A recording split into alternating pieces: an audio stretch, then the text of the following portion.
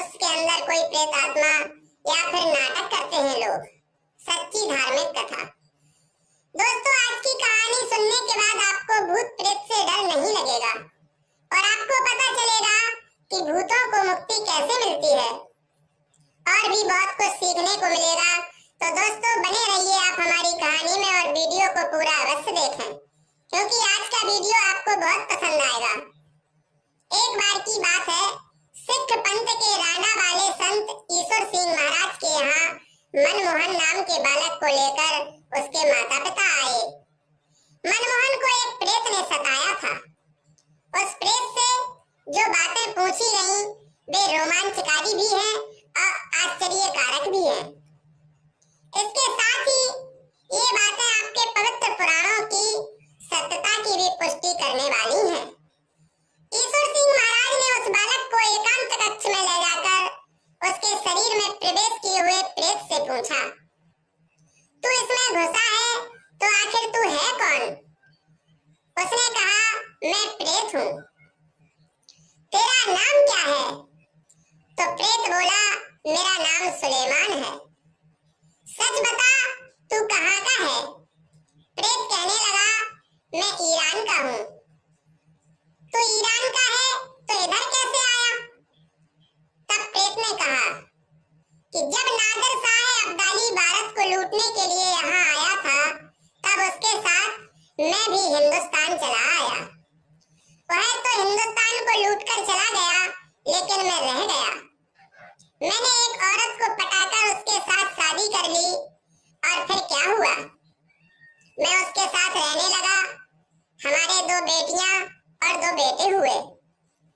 उनमें से मेरी एक खूबसूरत युवती लड़की का संबंध किसी हिंदू तांत्रिक के साथ हो गया। वह टोने टोटके का काम करता था, पाखंड भी रचता था। मैंने लड़की को बहुत समझाया कि उसके साथ संबंध ना रखे, लेकिन वह नहीं मानी और उधर तांत्रिक को भी धमकाया, लेकिन मैं उसमें सफल नहीं रहा। उस जमाने के शासकों से मिला और शासन की ओर से प्रयत्न करवाया, लेकिन उसमें भी मुझे सफलता नहीं मिली। इसी चिंता में मैं बीमार हो गया। बुढ़ापा भी नजदीक आ रहा था। ऐसी हालत में मेरा मृत्यु काल निकट आ गया। अच्छा सुलेमान, तो तुम्हारी मृत्यु कैसे हुई, यह बतलाओगे? हाँ, मेरी आंखों से झरझर पानी बहने लगा और मेरी जबान बंद हो गई। दिल में प्रतिशोध की आग मुझे तपा रही थी। हे खुदा ताला, तेरी रहमत चाहता हूँ कि जिस तांत्रिक ने मेरी लड़की के साथ गलत संबंध जोड़ा है, उसको कैसे भी करके ठीक करने का कोई मौका मिल जाए। इस प्रकार प्रतिशोध की आग में तपते तपते, प्रार्थना करते करते मेरे प्राण निकल गए। प्राण निकलते वक्त तुमने क्या देखा सुलेमान? साधु ने फिर पूछा। तब सुलेमान कहने लगा, मैंने 4 यमदूत देखे। वे छाया पुरुष थे, उनका साकार रूप नहीं था। कई लोगों को यमदूत देखते हैं, तब वे समझ लेते हैं कि अपना मृत्यु काल निकट आ गया है। मेरे एक मित्र संत हैं लाल जी महाराज, उन्होंने कई अनुष्ठान किए। 24 साल तक मौन रहे। उनका एक भक्त अचानक दुर्घटना के कारण गंभीर रूप से घायल हो गया और मौत की घड़ियां गिन रहा था। तब लाल जी महाराज वहां पहुंच गए। थोड़ी बातचीत के बाद वह भक्त चीखा, महाराज महाराज, मैं मरा, मुझे लेने को आए हैं। महाराज ने पूछा, कहाँ है, कौन है? भक्त बोला, मेरी खाट के पाए के आगे महाराज उधर गए।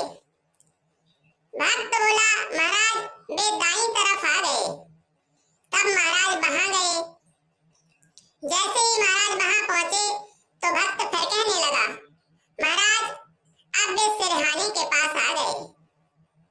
महाराज ज्यों-ज्यों घूमते गए, त्यों-त्यों यमदूत भी अपनी जगह बदलते गए। महाराज ने भगवान नाम कीर्तन किया, क्योंकि संत ज्ञानी बहुत पवित्र होते हैं। आसपास में अपनी पवित्र दृष्टि फैलाई और शुभ संकल्प लिया। तब वह भक्त बोला, महाराज वे चले गए। उसकी अकाल मृत्यु टल गई। बाद में वह आदमी कई वर्षों तक जीवित रहा।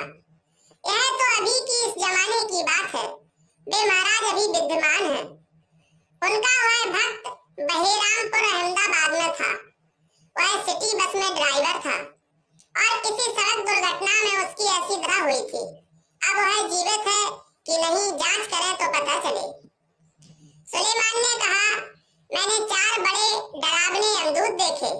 मैं तो इस देश से अपनी रूह निकालना नहीं चाहता था, लेकिन उन्होंने मेरी पिटाई की और मुझे बलात् निकाल कर ले चले। मारते पीटते यातना देते देते यमदूत मुझे यमराज के पास ले जाने लगे। वहां पहुंचाने में 1 साल का अंतर रखा। साल भर के बाद मैं वहां पहुंचा। फिर क्या देखा? यमराज ने चित्रगुप्त को बुलाया और उसने मेरे कर्मों की कहानी उन्हें सुनाई। उसे सुनकर यमराज ने कुंभीपाक नरक में भेजने की आज्ञा दे दी और मुझे वहां ले जाया गया। वहां क्या होता है, क्या तुम ठीक से सच्चाई बता सकते हो सुलेमान? हाँ हाँ, वह धरती से 86,000 योजन लंबा चौड़ा नरक है। इस शरीर में जो मसाला भरा पड़ा है वही वहां नरक में खुला पड़ा है।